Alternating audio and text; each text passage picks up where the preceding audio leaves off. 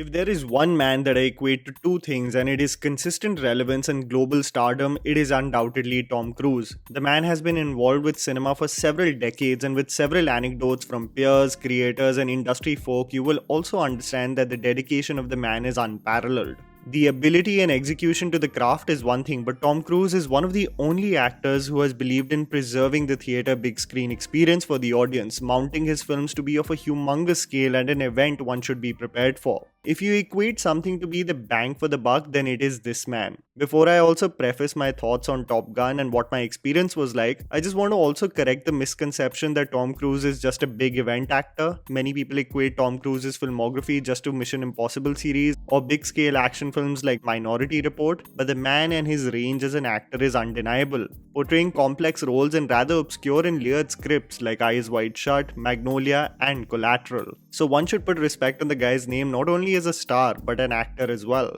The man is truly special. For promotions of the film, he flies a plane himself and takes James Corden for a ride. Who the bloody hell does that? Top Gun Maverick comes as the sequel of the 1986 film dedicated to the director of the first movie, Tony Scott, who passed away in 2012. Scheduled to release in 2020, the film was postponed to perfect the fight sequences and further delayed due to the pandemic. Tom Cruise reprises his role as Pete Maverick Mitchell and now instructs the new graduates of Top Gun for a tactical and complex mission. Described as a love letter to aviation, and rightly so, the film explores Pete, seeing himself in many of the aspirational and motivated individuals. The interesting shift of the dynamics from being on the ground to teaching, and what transpires as the new pilots get into the thick of things, from ego management, camaraderie, and more importantly, executing the mission. After more than 30 years of service, Pete Mitchell oscillates between pushing boundaries and abiding by the rules, making sure he never reaches a position where he can't fly and be the adrenaline junkie that he truly is. What transpires as he builds the most capable team for the mission, while many of the relationships from 1986 and their complexities get unearthed, is the basic premise of Top Gun Maverick.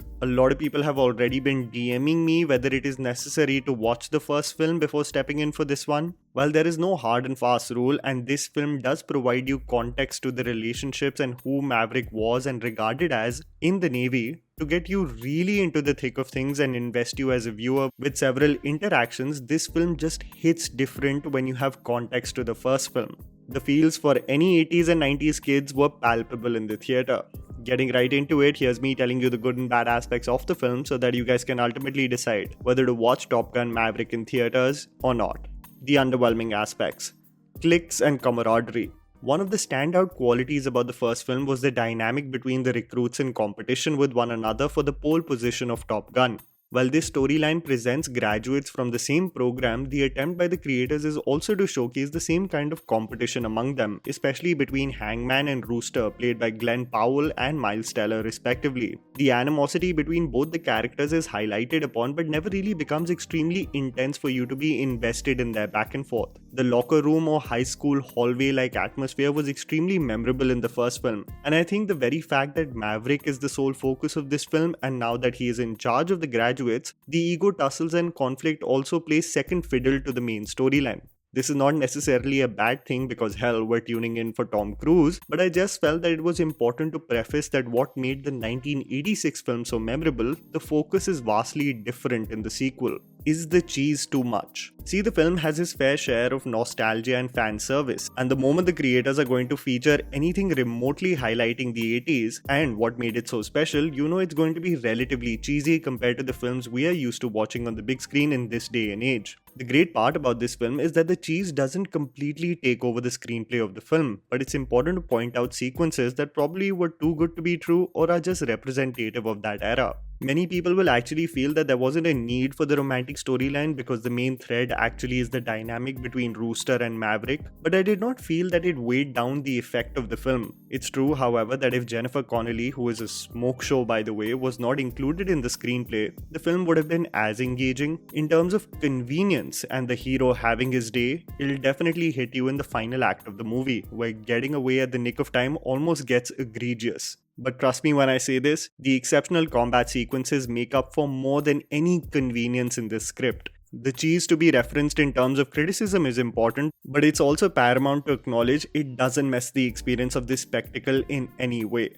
The good, iconic introduction. The moment you sit in the theater, you know you're stepping in for the Top Gun film, and I want to say this with absolute conviction, this movie is only to be experienced in theaters because my god, it's no surprise to me that why Tom Cruise held on to the release of this film for so long. It is to be visually experienced on the big screen, even better if on IMAX. The iconic text of the Top Gun program, the sun rising in the horizon, the plane carrier having several jets take off only for the iconic song to kick in. The nostalgia and fandom was at its peak. You know what was also beautiful, or what I noticed in the theater? You had families experiencing this film, generations having context and memories with it. My father saw this film as an adult and introduced it to me during TV reruns, and I could see mirror images around me, experiencing this spectacle on the big screen, picking up on several references and callbacks.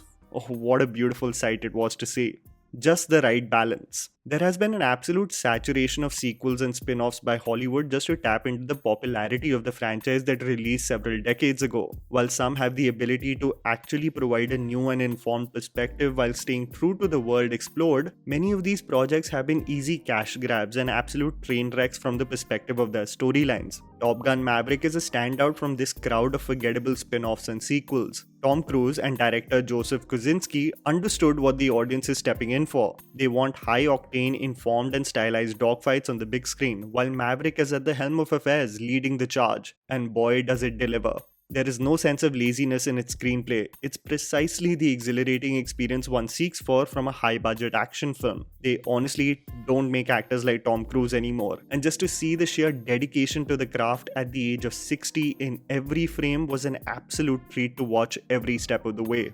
The dogfights and action sequences. The reason why I double down and hone in on the fact that you need to watch this on the big screen is because the training sequences, dogfights, and ultimate mission at hand is a visual spectacle like no other. This is also one of the rare event films which is not jarringly dependent on CGI and VFX so much so that it takes away from the practical set pieces. You genuinely feel like you are in the cockpit, experiencing the physical toll that it takes on a fighter pilot, dependent on the various altitudes and speeds at which they are flying. I could see me physically getting closer and closer to the screen as the dogfights ensued. You could hear gasps and cheers at several outcomes of the mission at hand, and that is exactly when you know that an action film has delivered, when your audience is invested in reacting to each high and low. You know as a creator you've delivered exactly what you promised. The thread and what the medium deserves. The film is not just effective because of its action sequences, but the emotional thread that ties it together, which is the complex relationship between Rooster and Maverick.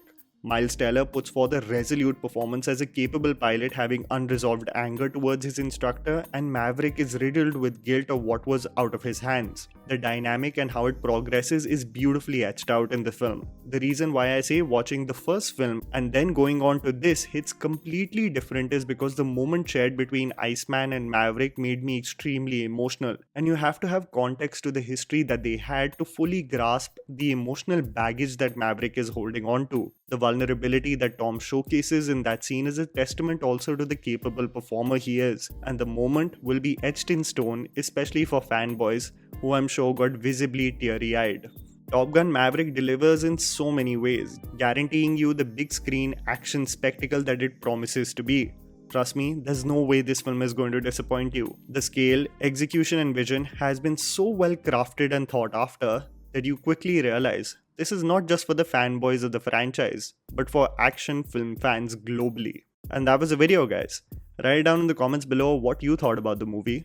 Please don't forget to follow me on Instagram, the handle's right in front of you. Follow me at JammyPants4. Also, please support us by smashing the like button and subscribing to our channel for weekly content ahead. Thank you for watching.